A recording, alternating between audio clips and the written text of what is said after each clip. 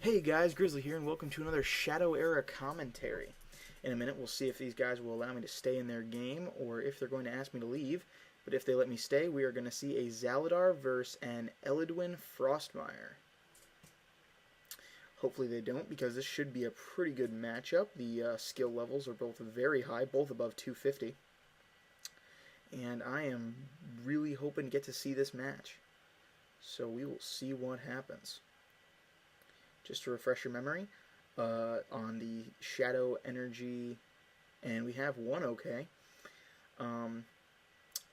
Just to refresh your energy on the ability, both are damage-based attacks. Zaladar can deal 3 damage to 2 opponents, and I think they can be heroes or allies. Yep, take 3 electrical damage.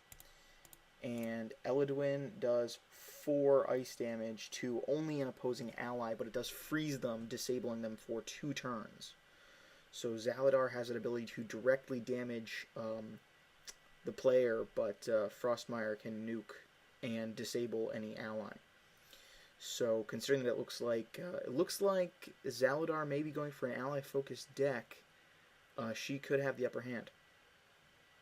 So we see her start out by throwing an 8 on the Brave, countering the Zaladar's Infernal Gargoyle. The Infernal Gargoyle does have a slight advantage of being able to resist 1 extra damage.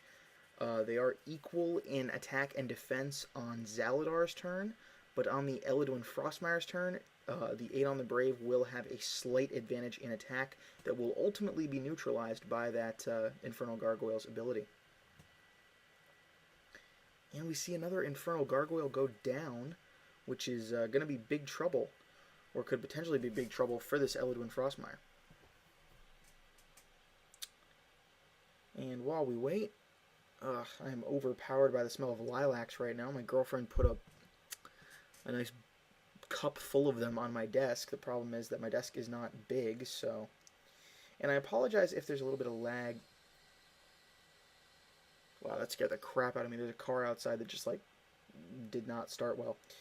I apologize if there's a little bit of lag. I am downloading a StarCraft 2 patch right now.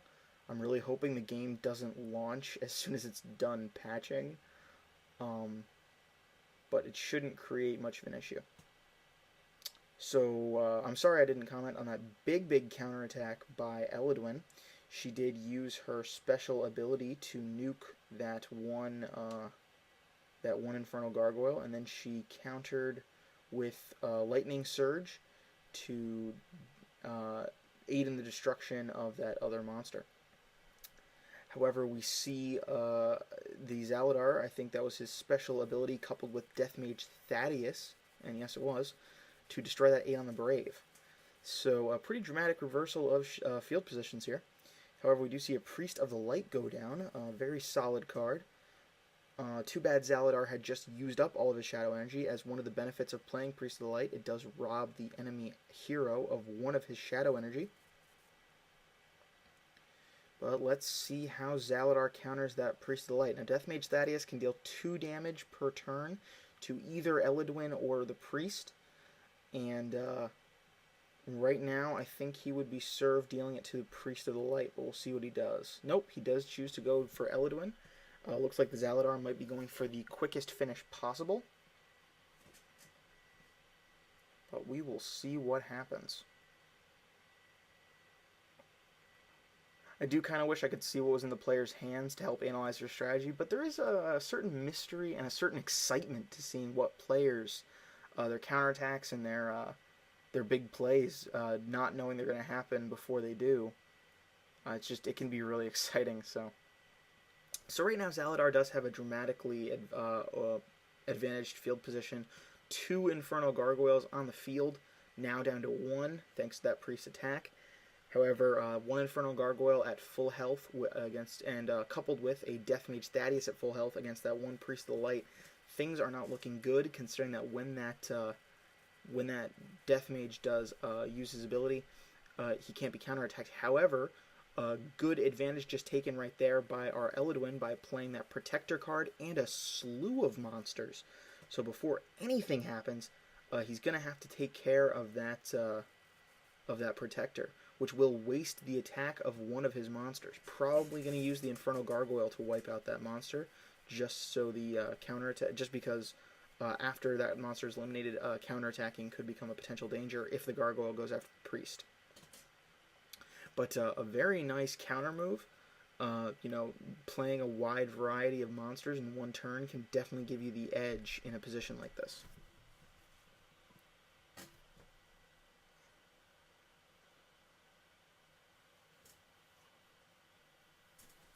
Okay, so we see a nice big attack there. Sorry, I was fixing something. We see a nice big attack there. Ogolf the Glutton goes down. And he did use his Infernal Gargoyle to eliminate that Protector, and then his Death Mage to eliminate one of those Christopher Wilds. So now we see another field shift.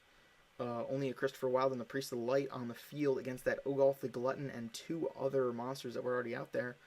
And the Zaladar will be able to use his special ability next turn, which is probably going to spell the death for both of those monsters.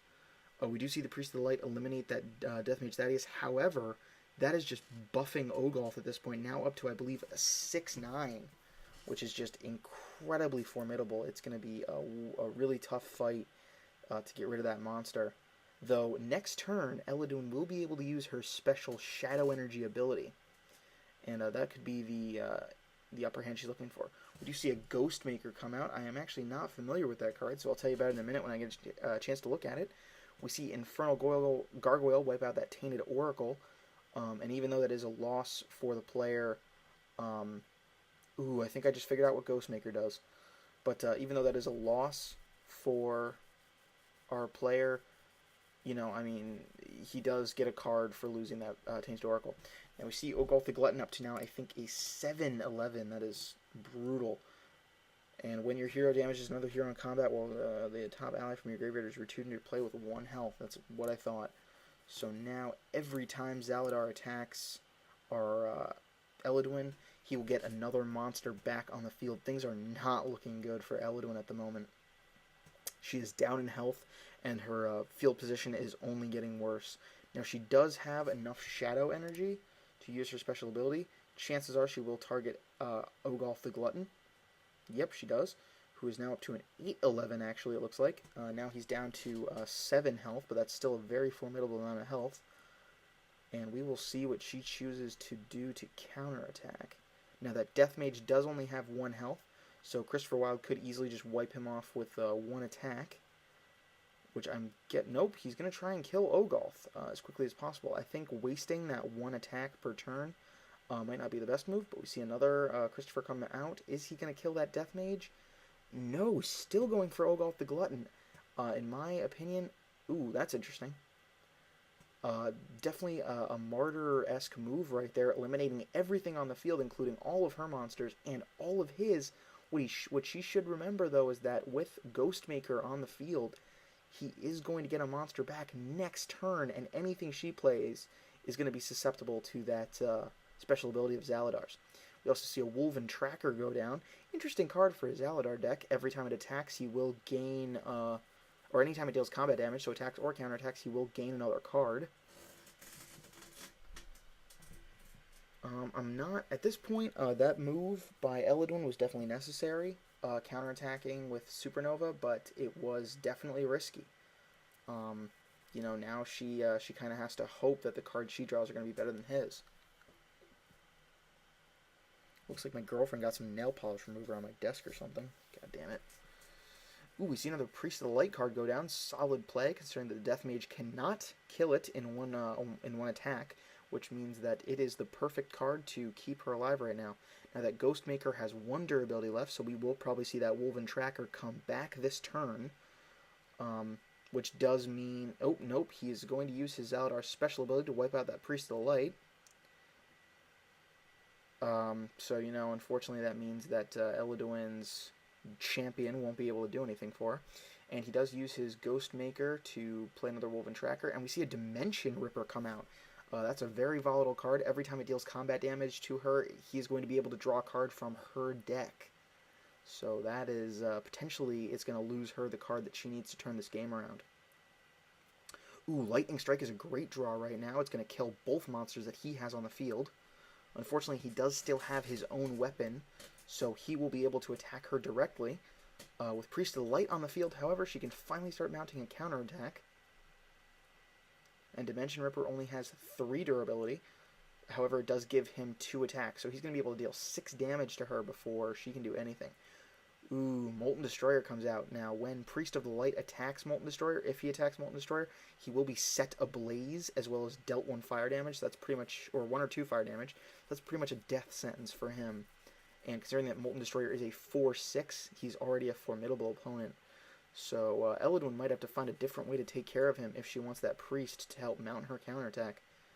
Keeps using that Tome of Knowledge to buff her draw engine. No doubt trying to get that card that'll give her the edge in this game. Right now, things are looking grim. Zaladar still with 18 health, and our Elodwin down to a mere 7.